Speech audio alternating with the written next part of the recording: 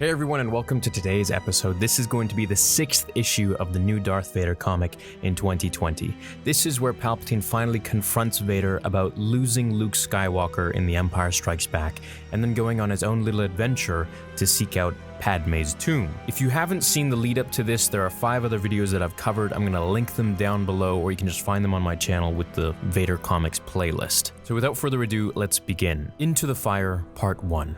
Darth Vader revealed the truth. He is Luke Skywalker's father, but Luke refused Vader's call to the dark side of the Force and escaped. Enraged, Vader tore through the galaxy on a quest of revenge against everyone who hid Luke from him. Now, he finally understands the truth about the death of Padme, the wife of the man Vader used to be, and Vader's master, Emperor Palpatine, is not pleased with Vader's rebellion. At the Coruscant Imperial Palace, aka the former Jedi Temple, Palpatine shoots lightning at Vader for his disobedience. Very good, Lord Vader. You are not so far gone that you forget to defend yourself. Why do you attack me, Master?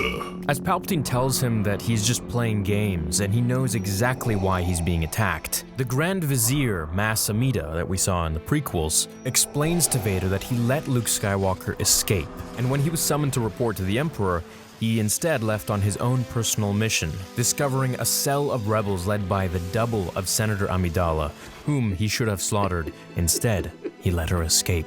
At best, failure. At worst, treason. And what do we do with traitors, Mas Amida? We kill them, my lord. As the Royal Red Guards are sent on Vader to attack and kill him, Vader swings his lightsaber at them, to which they dodge, and Palpatine summons the saber to his grasp, ordering Vader to continue without his weapon. Being shocked and subdued to the floor, Vader eventually harnesses the dark side and grabs the baton of the Royal Red Guards. Whacking them, he sees Mas Amida point the blaster to him and has enough of this. Fool. Force choking them and lifting them all into the air until Vader is force choked himself from Palpatine, which is something that we don't really see all too often because we pretty much have this move accustomed to Vader. So seeing Palpatine do it to him is a really interesting power move because now he feels totally helpless and he's being reminded of all the people that he has choked in the past. Padme, Sabe, Krennic, Admiral Motti, Admiral Piet, and Admiral Ozzel. As Vader is being choked and strangled by Palpatine, the Emperor says, "You were the chosen one, were you not?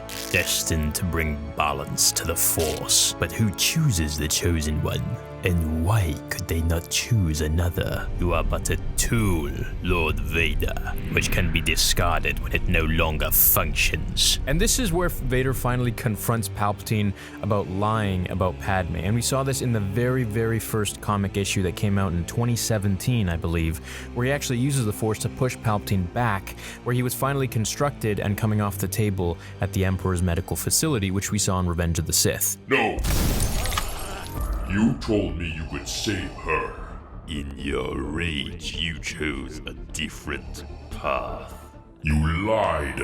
Told me Padme had died. Palpatine exclaims that he just proves his point now. "It was your fear of losing Padme that brought you to my side, and I turned your weaknesses into unimaginable strength," he says. But now that weakness returns, and it threatens everything that he has gained. So, Palpatine does what a good master of the dark side would do, by thrusting him into the very hole of pain and torment that originally made him so powerful. He puts Vader in the air and crushes his cybernetic limbs, breaking them off completely. Forget Padme, forget the boy, forget everything but your Emperor. Vader's limbs are shattered and broken. He is left a limbless man, just like Anakin Skywalker was after Obi-Wan struck him down. Lying there in pain, Sidious walks over to him with his lightsaber and says, "You must find yourself again, old friend. You must relearn the primacy of power above all else, or you must die." As the Imperial shuttle lands to Mustafar, right where Vader was struck down by Obi-Wan on the high ground, the Death Troopers carry the limbless Vader out of the ship and thrust him onto the very ground right next to the lava, catching fire and incinerating him like he was once before as Anakin Skywalker. "The last time you were broken, I found you, and I rebuilt you." This time, you must rebuild yourself, using nothing but your own strength. Your strength, not mine.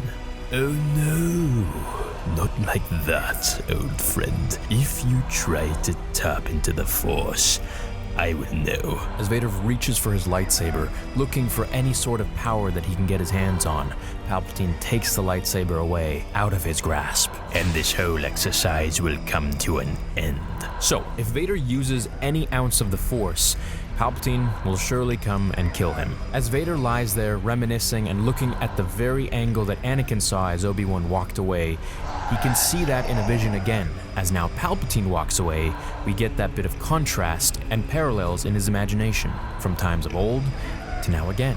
Now Vader's fear of fire is now reborn as his limbs are literally on fire at this point again, as his arm stretches for his lightsaber, not using the Force as Palpatine had ordered him not to do. We get the similar image of him reaching for the burnt sand in Revenge of the Sith, after he had been burnt by the lava. Going over his mind and remembering killing Obi-Wan Kenobi and fighting Sidious, Vader grabs his lightsaber and crawls to survival. Palpatine and Mas Amedda are aboard the Imperial shuttle. Amedda informs the Emperor that Vader is headed for the Techno-Union installation on Mustafar, which is filled with machinery resources. This is where Vader will probably rebuild himself, and where they realize that Vader now wants to kill the Emperor. Let me tell you my plan. I have turned his pain into fear, and his fear into anger. But he has learned and forgotten these lessons before. So this time I will send a reminder through Ochi of Bestoon, assassin of the Sith. I will turn his anger back to fear, and his fear back to pain, as many times as it takes.